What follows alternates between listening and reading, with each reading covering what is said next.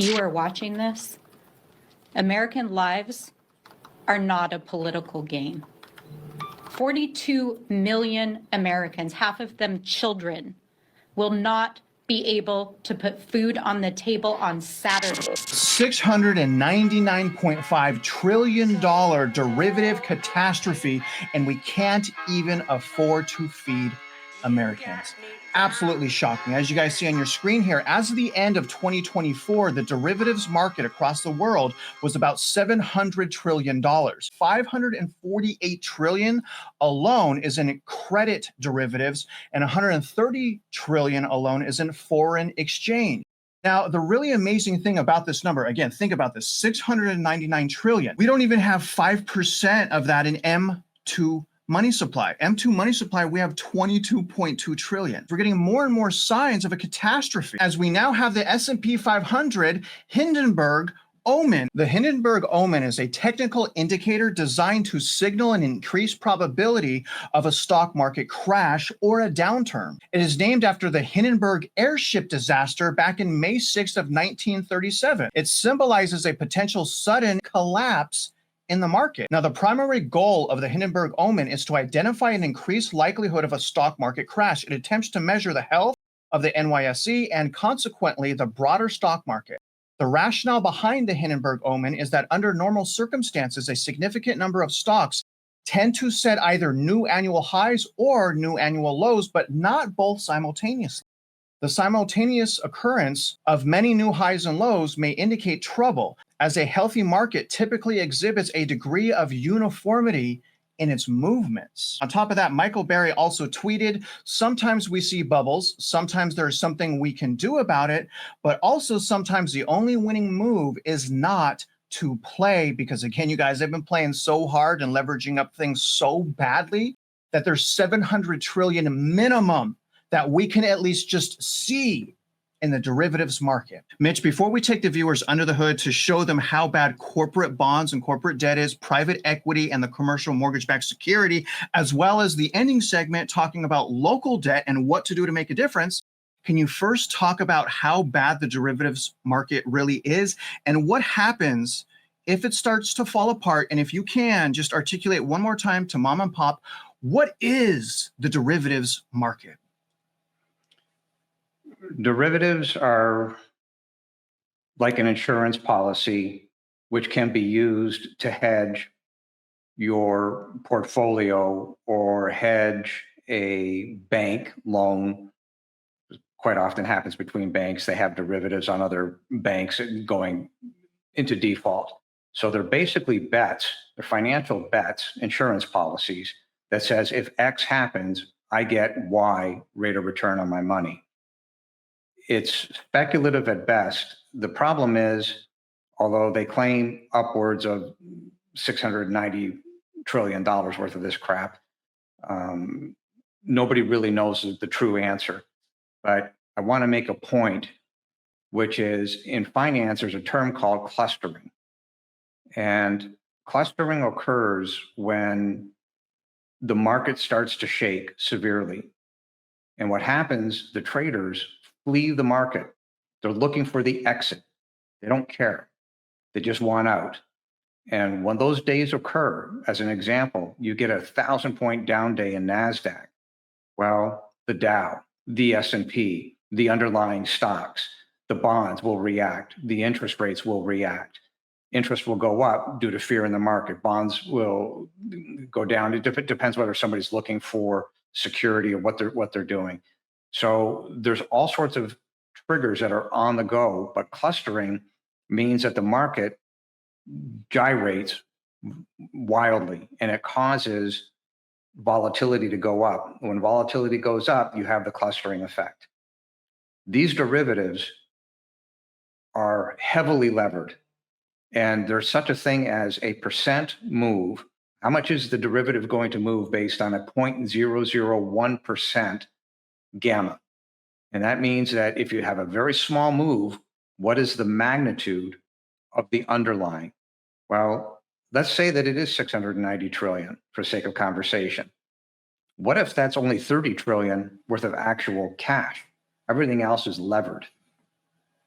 The point being that when the clustering occurs, the probability of default, based on the derivatives themselves, the probability of default is massive because it's not a one-for-one move. It's many times greater. 0.001 can turn into a 10, 20% move of the underlying principal. That's the magnitude of what happens when you lever this stuff. And beware of the clustering. Speaking of default, let's go over the defaults now when it comes to corporate bonds, private equity, and commercial mortgage-backed securities. Starting with corporate bond debt. The U.S. corporate bond market reached approximately $11.4 trillion in Q1 of 2025, reflecting a 3.7% year-over-year increase. Most, if not all of that debt doesn't have collateral. This is one of the most important debts to keep an eye on because it's $11.4 trillion. The trailing 12-month default rate for speculative grade debt has been above 4% for the past 2 years. It was 4.8% as of August of 2025. However, the bond debt is what we really want to look at for this segment. Bond debt default rate was 3.7%. But when we look at speculative, you can really see that there's only been one time going back to 2008 where this reached over 4% and we weren't going into recession. And that is right here in 2016. If we take the 11.4 trillion and if we use a default rate of 3.7%, that means that there's $421 billion right now in corporate debt minimum that we can see on the surface that's in default. Let's move on to private equity. Private equity is incredibly hard to figure out the total amount of money and the total amount of debt. This is saying, and this is according to Statista.com, again, I would kind of dispute this, but they're saying a little under 1 trillion, 929 billion. The default rate on Moody's, the average risk of default for US public companies reached a post-global financial crisis high. I'm going to read it again. The default reached a post-global financial crisis high of 9.2% at the end of 2024 and is predicted to remain elevated throughout the year according to forecasts by Moody's. And when we scroll down here and we look at the chart, you guys can see this is going back to 2019. My head's in the way, but that goes back to 2019. Before this whole mess, the default rate was a little over 4%. So it has more than doubled since 2019. If we take the 1 trillion and we multiply that by the 9.2% default rate, that gives us an additional $92 billion that is currently in default. Now, when we look at the commercial mortgage-backed security market that you guys see right here, the commercial mortgage-backed security market is $1.8 trillion. Okay, so commercial mortgage-backed securities, $1.8 trillion, but look at the default rate here. This goes back to the year of 2000. So even during the global financial crisis, in the depth of recession, the commercial delinquency rate was lower. So what does that mean right now? If we have a delinquency rate right now, it's a roughly 12%. You guys can see that right there, roughly 12%. And they're not even claiming we're in a recession, and that exceeds the turmoil during the last global financial crisis, then what are we in right now? When we take the $1.8 trillion and multiply that by 12%, that gives us an additional $216 billion in debt. And we know that this is starting to become a massive problem because take a look at this. This is the overnight repurchase agreement chart. The Fed has injected through one way or the other at least, you guys see right here, and this is over the past couple of weeks, at least $30 billion to stimulate and support the banks.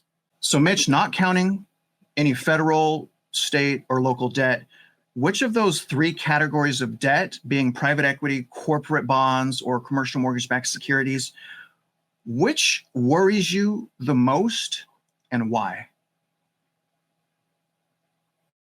All three, because all three have notoriously defaulted. So when a default occurs, it doesn't necessarily mean that the company is bankrupt. However, it gets worse in today's world because the federal government signed into law something called the ability to bail in. Well, if your corporate bonds, i.e. from a bank, default, do you realize that the bank can use your deposits as part of their bail-in program? They can do a swap and say, great, we have your deposit, we the bank have your money, we're going to hand you back shares in what could be our bankrupt bank. You've got a piece of paper in exchange for your hard cash with the idea that eventually the bank will survive. Question is part of that survival mechanism courtesy of the Federal Reserve when they print money? So there's money coming to the banks from two directions, one of which would be the bail-in, the other one of which would be the bailout via the Federal Reserve. Either way, all three of these mechanisms, by virtue of the over leverage, this isn't for those entities that are responsible for their debt. The problem is not that many people, when you see this amount of derivatives, not that many companies are being responsible for their debt. They're playing a game of last child standing. And that's just a game that personally, I don't want anything to do with. I don't believe in it. And we wouldn't even be here but for this game being played by the central appraisal districts and the school districts. The bonds have simply gotten out of hand. The bonds mathematically cannot be paid off. Mitch, do you look at the $30 billion in the overnight repo market as a sign of distress and also as a sign of a type of quantitative easing, the Fed helping the banks? The reverse repo and the repo market itself, yes, is a sign of stress.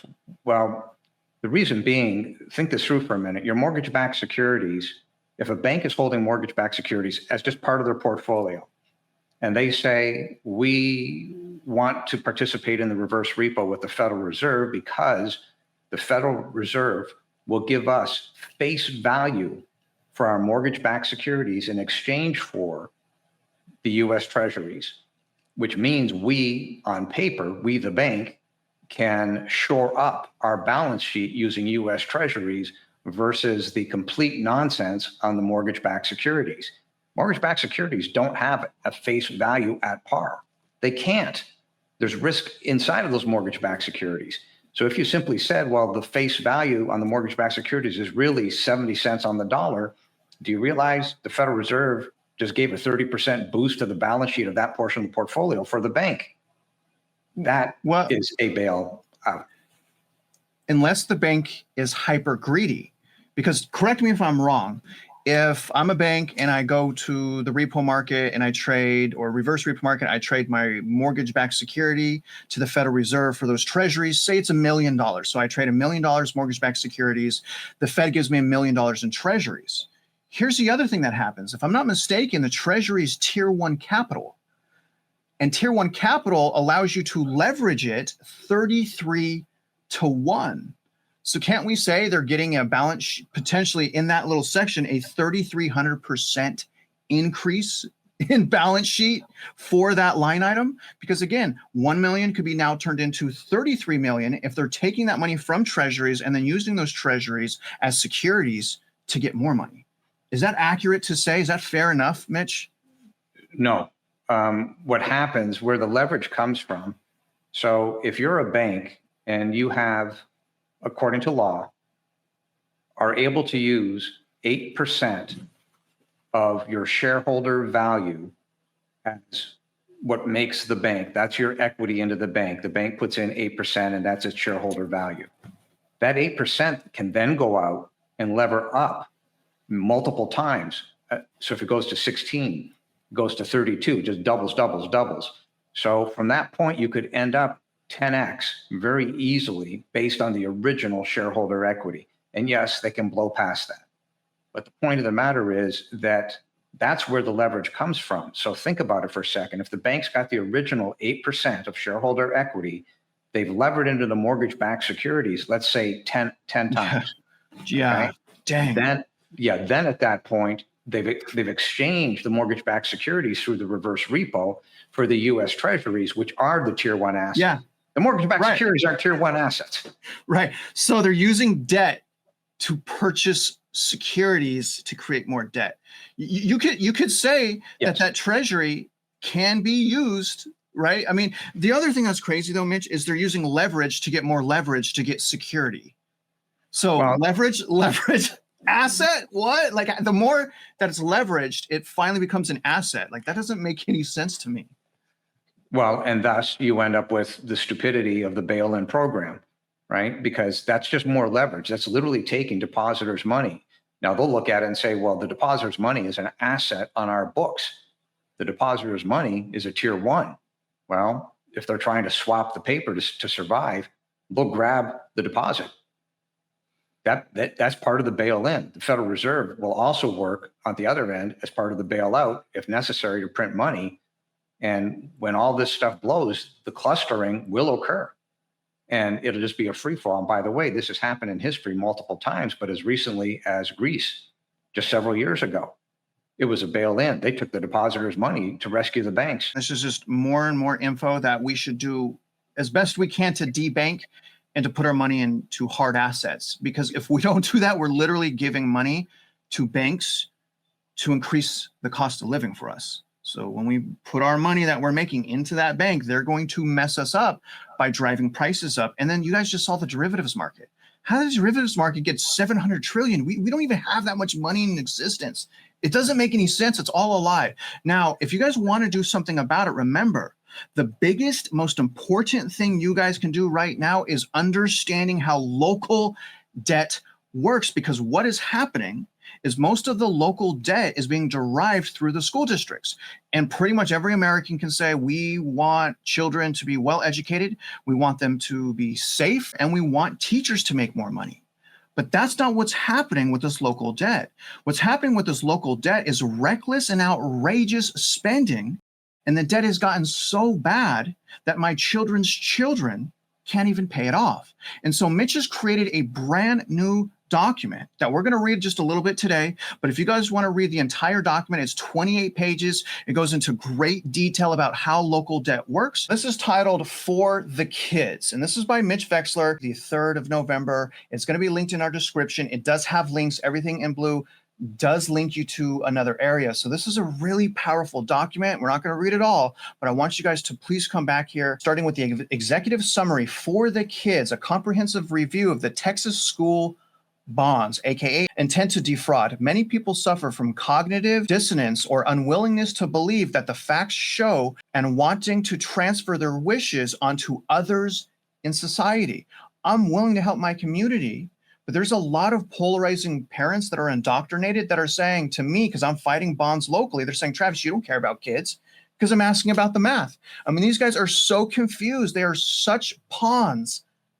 It's hard to stomach.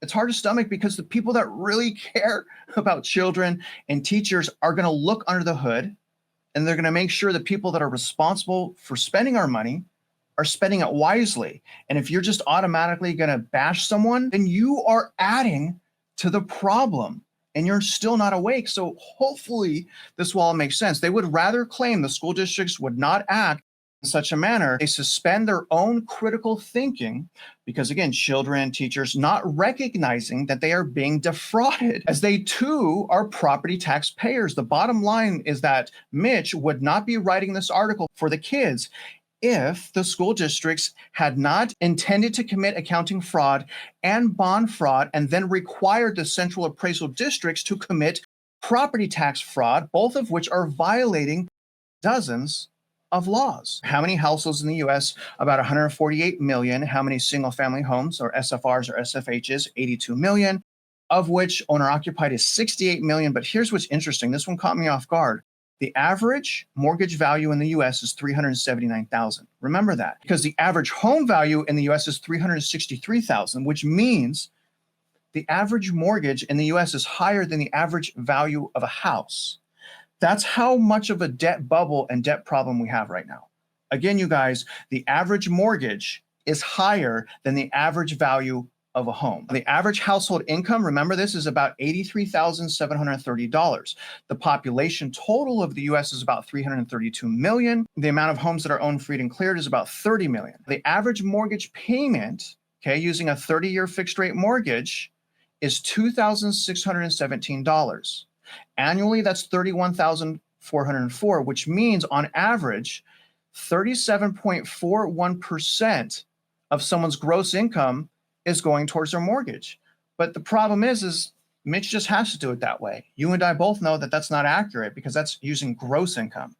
We don't take home our gross income unless you're self-employed. We take home our net income after Social Security, medical, and other taxes of that nature. So the true net debt to income ratio is probably closer to 55%. He's also calculated property taxes based on only 2%, totaling an annual property tax rate of $7,278, which means that approximately, and this is really specific to Texas, that 8.69% of our yearly gross income goes towards property taxes. If we take our net income, it's probably more like 15% of our net income.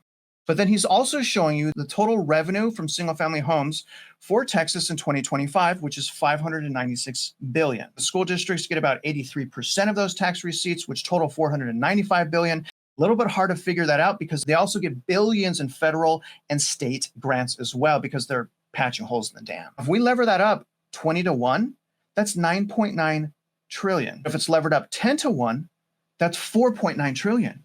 We're in the middle of bond elections. The last day to vote is actually tomorrow, but this is good. This is already circulating. What makes the school district bond debt fraudulent? Roll the principal payment out and roll the interest rate up.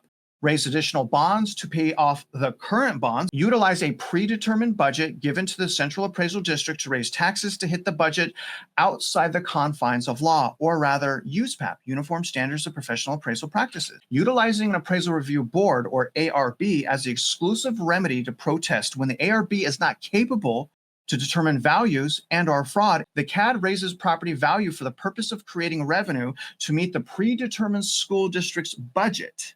And they do that through the software. The cost of interest based on the rule of 72 has outstripped the original principal by multiples.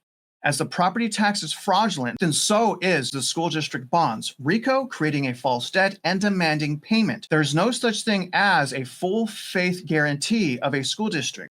There are no unlevered assets, just liabilities which are transformed to unlimited tax to be paid in the future by property owners. But, and there's a huge but, there's no such thing as an unlimited tax. We've literally went to war over this multiple times in our history. These are questions to be asked if you're a citizen and you want to go to your school board. You can click this here. It's going to take you to several questions.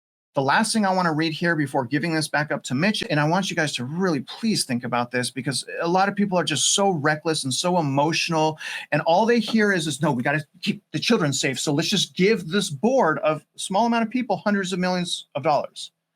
Think about what you're doing by not holding them accountable. You're allowing them to rip off you, your family, and your community by not looking at the math. And that's a fact. Now, few Texans realize how much debt they've imposed on future generations, also the Federal Reserve in the state, with their votes for bond measures meant to fund the construction of new and modernized school facilities. Mitch, starting on page 4, if you can you kind of just summarize this document and share with us on why this is so important for people to read? I found a document on Friday from the California Policy Center. It was dated 2015 and studied the bonds that California had created from the year 2001. And I was shocked when I found the document. It was over 300 pages. I read all of it. But the reason I was shocked is because I found the direct correlation to exactly verbatim, 100% pattern and practice being identical to the state of Texas. So after reading it, I thought about it overnight, and I got up really early Saturday morning and I just started typing. So I used the California Policy Center document as a frame, and I just took the headings. And then I said, okay, let me take one sentence from these important headings and I'll duplicate exactly what had happened in Texas. So the bottom line is, I've proved by virtue of what happened in California, happening in Texas, therefore, as goes California, goes Texas. And that's because of the leverage in the bonds. That's because of the bonds' existence themselves. They both use what's called zero coupon bonds. And they are the equivalent of a neutron bomb, because when these things blow, they will blow in mass. And it doesn't matter whether it's California, because as Travis pointed out before, many of the derivatives are hooked to these bonds. So what I want to go through, starting at the bottom of page 4, I'm going to go just by the titles to give you an idea where this is all headed. There's a credit analysis and systemic moral hazard. and that equals terminal failure. I wrote that document and that's linked. And then as we go through this, for you, everybody that's watching this video, there are a series of questions, which is under the motion to compel, that you can take to your school district and you can ask your school district these questions. And that will prove to you on your own local level exactly what is happening. And they won't give you the documents, but you should ask. You need to ask. You need to be involved. Where does this lead? Well, when they don't give you the documents, you end up with institutionalized systemic moral hazard. They hide behind sovereign immunity, and sovereign immunity can't exist when, in fact, fraud is the motion that they are putting forward into the public. Sovereign immunity doesn't cover off fraud. They want it to, but it can't under federal law. And that's why it's so important that the Vexler case to everybody in Texas and across the United States, because it is laying out our case. It was filed with the Texas Supreme Court, and in the amicus brief, both the petition and the amicus brief points out that nobody is allowed to hide behind sovereign immunity. Whether they take this case up or not isn't the point. The evidence is the evidence. They need to take this case up because people need to go to jail. That's where we are. Why this document that we're looking at matters, that's one of the major headings here. And that is because they continue to raise bonds. Quantifying and explaining the Texas education construction debt. That's another important point, and it walks you through how the bonds are done. The capital appreciation bonds, capital appreciation bond is the same thing as a zero coupon bond. They are weapons of mass destruction. There's no doubt about it. Questionable behavior with the bonds. Well, that goes right down to the methods of advertising and duping the public into believing something that simply isn't true because they refuse to turn over the math to prove to the public that their statements are true. Therefore, they're false. The system is skewed to pass the bond measures. Do you know that those people who are participating, i.e. architects, contractors, anybody up and down the chain that receives benefit is allowed to pay in and give money as a donation through PACs to create the advertising to rip you off? The oversight, the accountability, and the fiscal responsibility, bottom line, between California and Texas, there isn't any. They're getting away with what you, mom and pop, allow them to get away with because they, be it the school districts and the central appraisal districts, are in cahoots to steal your money.